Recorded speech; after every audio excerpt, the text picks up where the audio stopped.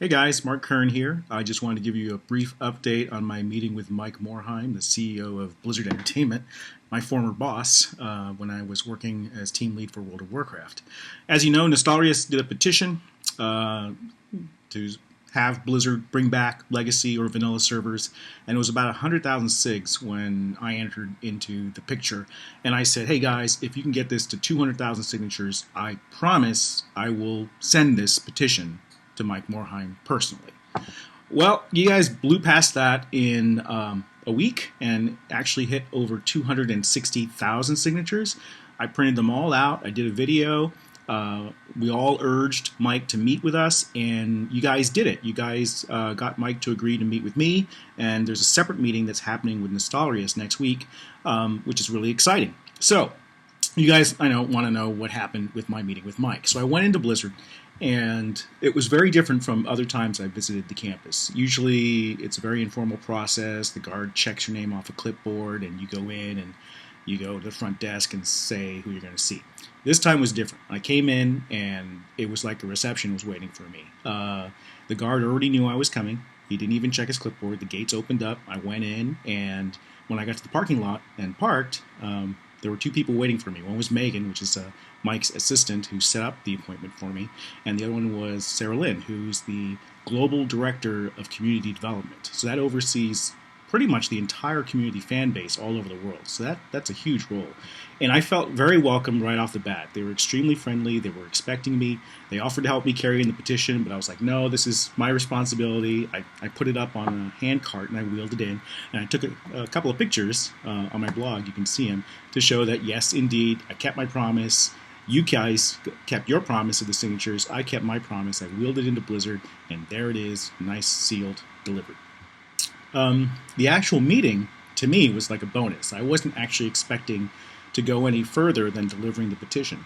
But Mike was very gracious and agreed to meet about this. And when he sat down with me, Sarah Lynn was also there taking copious notes through the whole process, which to me was a really good sign. It means that they took this meeting very seriously. And they'll probably take the Nostalrius meeting even more seriously because they're going to give them a lot of time and a tour of Blizzard and everything else. So that's all good. Now, I got to say, first of all, Mike said, I cannot promise you anything. And that's fair.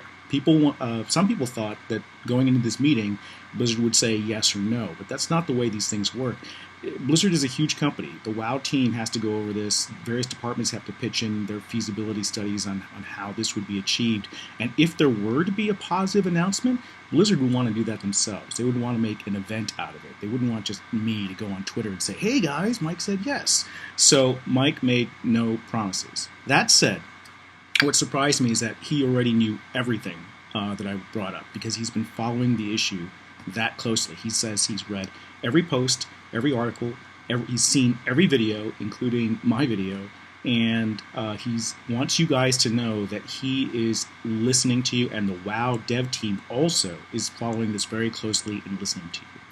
I made it clear that there were kind of two camps here in WoW. You have the current user WoWs and the veteran WoW players, and that a lot of the veteran players have kind of, faded away because of the changes to the game, and that these players wanted basically pre-Cataclysm content to be played again.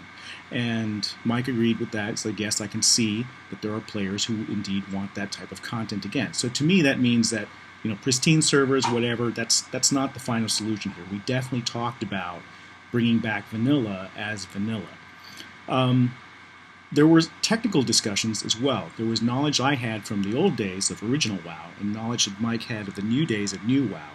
And what Mike wanted to convey was that the technology, while it's not insurmountable, is definitely more complicated than we've made it seem.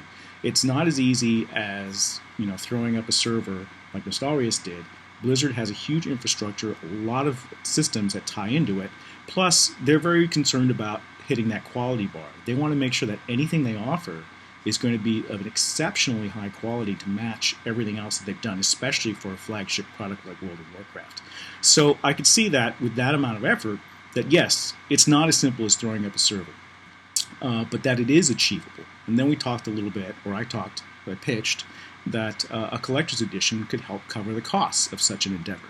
That even though it would cost maybe a couple $1 million to do this, that they would more than make up their money in the first 30 days if they offered a physical and a digital optional collector's edition. So the idea that I pitched was you pay your $15 a month and you get access to Vanilla WoW, but optionally you could buy this collector's edition and it would help defray the costs of doing this. So Mike was receptive to that, and he was very careful not to say yes or no to anything I was saying. But I'll chime in from a little personal experience here. When I've met with Mike all through the years and pitched him ideas, if he doesn't really like what he's hearing or disagrees with you, you're going to know, and he's going to put up a lot of counterpoints. And in this case, Mike was already kind of, I would say, kind of nodding along to things I was saying. These were things that he already knew about and had been thinking about a lot. So I don't know what that means, but to me, I took it personally as a good sign just because of how Mike and I have interacted in the past. I don't want to get anyone's hopes up, but personally, I felt very good coming out of the meeting. Mike wanted to let everybody know that he was really excited about Nostalrius coming to Blizzard. He kind of lit up and he smiled and he said, "Yeah, those guys are really passionate gamers." And to me, that was wonderful to hear, because these guys, they didn't do it for profit, they didn't do it for fame, they did it out of love of the game, and Mike recognizes that, and it was wonderful to hear. And he wants them to come in and share all the knowledge they've learned. He said that he was very impressed with their technical prowess and how they were able to pull it off. And I also mentioned to him the core underpinnings of that server, which was the Mangoes team, which built the open source emulator for WoW servers that's used by a lot of these other servers. So there's kind of two camps here, and I definitely wanted to put that out there because this is, the work that Nostalrius did was tremendous, but this was a group effort. A lot of people put in a lot of time and code to make Vanilla WoW work on these private servers. So that was good. Nostalrius is next week. I'm really excited about it. Mike seems excited about it. The WoW dev team is going to meet with them, and hopefully that seals the deal. Hopefully that convinces them that something's going to happen. But I caution you that you probably won't hear anything for a while. Think about how busy Blizzard is. Think about the fact that they just launched Overwatch, they just launched the movie, BlizzCon is coming up, and Legion is coming up. That's a lot of attention that the teams need to pay attention to these key events that all need to go very smoothly.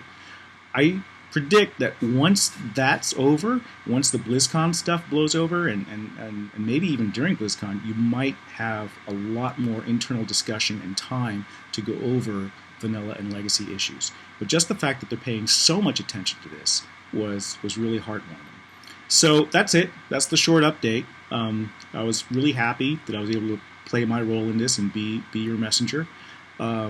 Extremely passionate about the game. Obviously, I would totally play Vanilla WoW if it came back. We didn't get a yes or no, but maybe we will soon enough. Thanks. Bye.